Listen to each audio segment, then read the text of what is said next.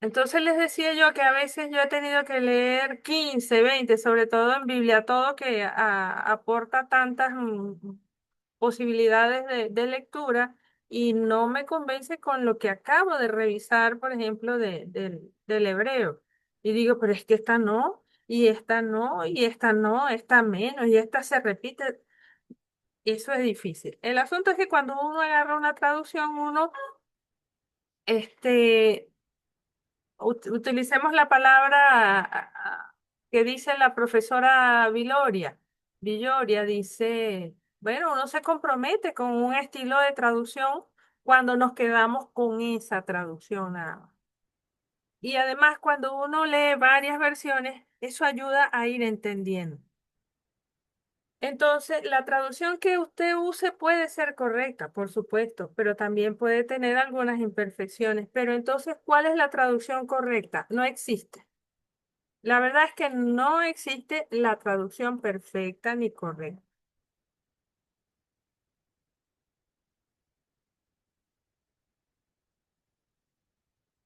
Entonces, existen tres tipos de traducciones: la traducción literal, la funcional y la libre.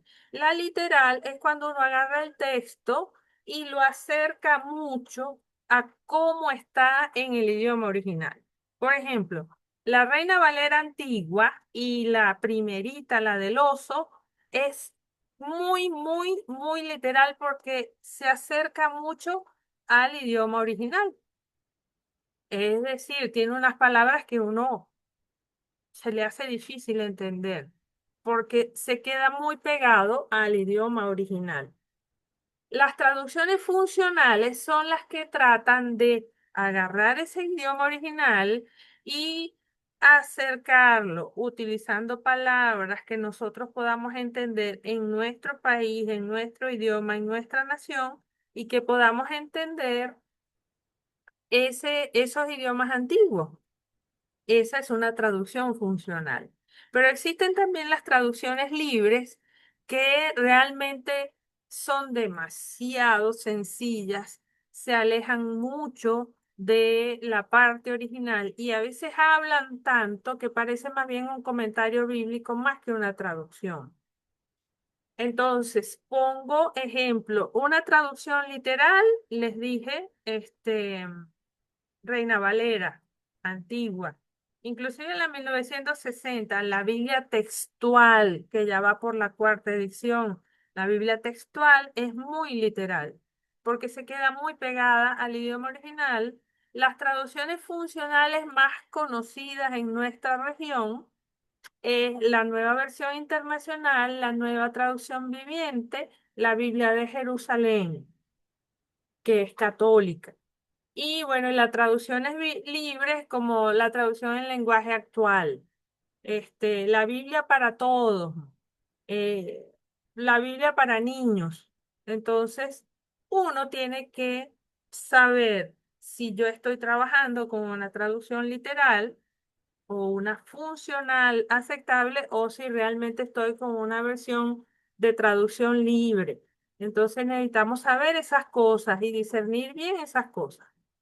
Entonces, no existe una traducción perfecta de la Biblia porque los idiomas son humanos y si son humanos son imperfectos. Entonces, la traducción literal o también llamada equivalencia formal, algunas de sus características: se mantiene fiel a las palabras, a la estructura y expresiones del idioma original. Está muy cercano al sabor original. Puede contener expresiones que nunca se usan en castellano ni en nuestros países, pues, o que no son formas comunes de hablar en castellano. Y mantiene la distancia histórica en todos los puntos. Entonces, esas son las versiones literales. Hay pasajes, ¿cuál es el problema con las versiones literales? Que son difíciles, un poco más difíciles de comprender. Hay pasajes que no se entienden bien, como por ejemplo Reina Valera revisada en el 60, primera de Timoteo 5:3, que dice, honra a las viudas que en verdad lo son. Romanos 12:20. Haciendo esto, ascuas de fuego amontonará sobre su cabeza. Marcos 9:1. que no gustarán la muerte hasta que hayan visto el reino. Santo Cristo, esa es una de las que a mí más me costó. O, por ejemplo, los pesos, las monedas, los talentos, las blancas, los denarios, las dracmas. Traer esa equivalencia a nuestro tiempo tiene dificultad. Problema, el idioma receptor podría no tener la palabra o ser difícil de encontrar. Ejemplo, bautismo es una transliteración del griego batismos. Entonces, esto es repasando. Esas son las filosofías de traducción, la literal. Vamos con la funcional, que se le llama también equivalencia dinámica. La otra es una equivalencia formal. Esta es una equivalencia dinámica. Se usan los equivalentes propios, precisos y naturales del idioma receptor, dándole el sentido en el idioma receptor. Adapta las cuestiones del idioma aunque mantiene la distancia histórica en cuestiones de situación e historia. Entonces, ella se adapta a nuestro tiempo y nos hace entender un poco mejor. Se capta el significado de manera más fácil, busca traducir modismos, expresiones, ¿qué son modismos? Expresiones que carecen de sentido al traducir literalmente y que no son comprensibles solo para los que conocen el idioma. Por ejemplo, si a mí yo estoy recién convertida y alguien viene y me dice, Hachén te bendiga, yo empiezo, Dios mío, ¿qué será Hachén? O habita, habita, Abba Papi, yo Dios, ¿de qué me está hablando? A sus equivalentes dinámicos. Las versiones antiguas mantienen muchos modismos. Las versiones funcionales o equivalentes dinámicos nos lo hacen entender de una manera más fácil. Las monedas se traducen, por ejemplo, a denario y dice... y le pidió un equivalente a un salario de 8 meses en vez de decir un denario. La nueva versión internacional reconoce debidamente a las viudas que de veras están desamparadas. Harás que se avergüence de su conducta. No sufrirán la muerte, no se morirán. Nos ayuda a entender más porque tienen los equivalentes dinámicos. Y la traducción libre traduce las ideas de un idioma a otro sin preocuparse por el uso exacto de los equivalentes en el idioma original. Equivale a una paráfrasis y es más contextualizada, adapta más a las formas modernas, es como la interpretación, la explicación o el comentario. Realmente hablan y hablan y dicen unas cosas que yo, Dios mío, ya va. La traducción al lenguaje actual ayuda a las viudas que no tengan familiares que las ayuden. Así harás que se ponga rojo de vergüenza. No morirán. A veces puede caer fuera del sentido original y adaptar a su doctrina. La vez pasada, cuando vimos varias pasajes en diferentes traducciones, también vimos como algunas de ellas se alejan de lo que realmente quiere expresar el texto que el texto original. El lenguaje de las escrituras no es filosófico. ¿Cómo es eso de que no es filosófico? Que lo filosófico no se entiende. Esas son unas cosas que uno dice, bueno, por eso es que no nos gusta la filosofía, porque bueno, ¿y de qué está hablando este?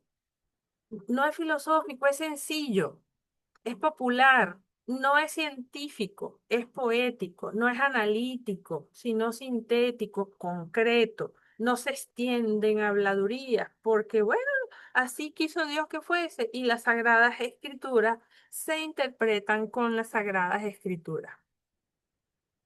El hermano Josué no había quedado claro en cuanto a los niveles de narrativa, sobre todo en la última parte. Pero bueno, tienen que volver a leer el capítulo 5 de Stuart y Fío, de Fee Stuart. El nivel superior es todo el plan universal de Dios realizado a través de su creación. Él nos creó y nos creó para que nosotros podamos algún día estar con Él y compartir de su paz y compartir de su gloria. Así dice la palabra. Y también para que le alabemos, le glorifiquemos, le adoremos, pero también nos hizo para que compartamos de toda la bondad de su reino con Él. Ese es el nivel superior. En ese nivel superior, en la trama grande de toda la Biblia, está la creación inicial, la caída nuestra, el poder del pecado sobre nosotros, la necesidad de la redención, la encarnación y el sacrificio de Cristo. Esa es la trama grande del nivel superior. Dios en su amor y bondad nos creó, nosotros caímos. El pecado no nos podemos salvar nosotros. Nadie se puede salvar en este mundo por sí mismo. Necesitábamos que nos salvaran y el Señor pagó con Cristo. Se encarnó y se sacrificó a sí mismo. Ese es el nivel superior. El nivel medio se centra en Israel. ¿Por qué en Israel? Porque ese fue el pueblo que el Señor escogió para que su hijo viniera de allí.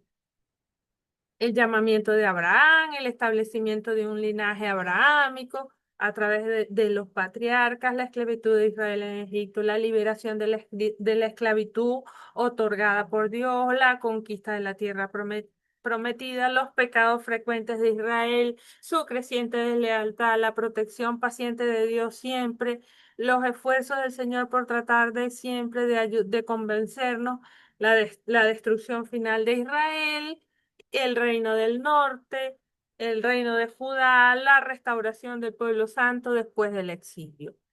Ahí es donde el Señor, este es el nivel medio, y con este pueblo y todos los sucesos del pueblo de Israel, el Señor ha establecido la historia que nos llevará finalmente a estar con Cristo en su segunda venida. Ese es el pueblo escogido. ¿A quién escogió Dios? ¿A los hindúes, a los arahuacos, a los caribes? No, al pueblo de Israel. Y el pueblo de Israel, al pueblo de Israel le pasa lo mismo que a nosotros. Cae en el pecado, el Señor lo restaura y bueno, ese es el nivel medio. Y el nivel inferior son los centenares de narraciones sueltas, esas historias pequeñas que van conformando cada libro, que componen los otros dos niveles. La narración de José, por ejemplo, vendido por sus hermanos a la caravana de los árabes que iban para Egipto. La narración de Gedeón y la forma en cómo él le puso un vellocino, un vellón al Señor para probarlo, la narración del adulterio de David con Betsabé, todas esas micronarraciones o narraciones no están sueltas, están engranadas en la historia de Israel. Y Israel está engranado en la gran trama superior que es la historia de la redención. Entonces, cada narración en particular en el Antiguo Testamento, sea a nivel inferior, el que estamos hablando en este momento, es por lo menos parte de la narración mayor. No hay cosas sueltas dentro de la Biblia, de la narración mayor de la historia de Israel en el mundo, que a su vez forma parte de la narración de la creación de Dios y de su redención, que es el nivel superior. Esta última narración continúa en el Nuevo Testamento, pero ahorita estamos en el Antiguo, ¿verdad? Narrativa del Antiguo. Entonces, mis queridos hermanos, no tenemos ni versículos sueltos, ni palabras sueltas, ni pasajes sueltos. Esto es toda una trama que es la historia de la redención, que la macro es la salvación que el Señor nos ha dado, que la media es el pueblo de Israel y sus acontecimientos, o el nivel medio y el nivel inferior son las historias pequeñas. ¿Eso se puede entender?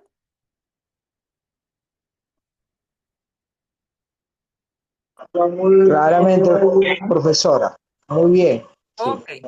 Por eso es que cuando hacemos hermenéutica, una vez que nosotros hemos evaluado bien nuestros dos o tres versículos que yo les puse, o la historia que yo les haya puesto, usted lo engrana en su capítulo, lo engrana en el libro. Ah, es un libro de Pedro. ¿Cuál es la teología de Pedro? Es un libro de Pablo. ¿Cuál es la teología de Pablo? Y cómo engrana este libro en la gran historia que el Señor ha decidido para su creación. En resumen, cada narración en particular en el Antiguo Testamento, nivel inferior, es por lo menos parte de la narración mayor de la historia de Israel en el mundo, nivel medio, que a su vez forma parte de la narración de la creación de Dios y de su redención. Aquí no hay ningún profeta que esté desligado de Israel. Aquí no hay ninguna reconstrucción de muro o de templo que esté desligado de Israel. Aquí no hay ningún Génesis que esté desligado de Israel. ¿Por qué? Porque de Génesis y de los patriarcas vendrá el pueblo de Israel. Entonces, siempre tenemos que ser, cuando nosotros vamos al contexto remoto, que es toda la Biblia, en este caso es todo el Antiguo Testamento, estamos hablando del contexto canónico. Nunca salirnos del canon. Nos podemos salir del canon en algunas oportunidades que ya yo más o menos les he dicho cuando van a hacer el trabajo, cuando van a hacer contexto histórico, arqueológico, cosas de esas, hay que recurrir a diccionarios, concordancias, comentarios, libros específicos de alguna cosa, pero eso es lo menos que nosotros hacemos. Generalmente siempre tratamos de mantenernos en el contexto canónico. Y si yo estoy trabajando en el Antiguo Testamento, siempre trato de alguna manera, pero eso lo veremos al final, de tener una intertextualidad con el Nuevo Testamento, porque la Biblia es una unidad, no hay nada suelto. Agarren por favor un papel y un lápiz que van a presentar el quiz de hoy, que está demasiado sencillo. Yo voy a ver si dejo la sinvergüenzura y me empiezo a poner seria. Voy a poner el cronómetro. A ver, ¿cuántos minutos quiere mi hermana Liliana? 10, ok. Y Escuché. 20. Empiecen sin vergüenza, que eso está demasiado fácil. Temporizador, cronómetro, aquí está. Iniciar. Profesora, voy a anotar el número y la respuesta solamente, no toda la pregunta, Exacto. para que sea más rápido. Número uno, verdadero o El falso. número de Exacto, cada pregunta y verdadero y falso, más nada. exacto. Ok.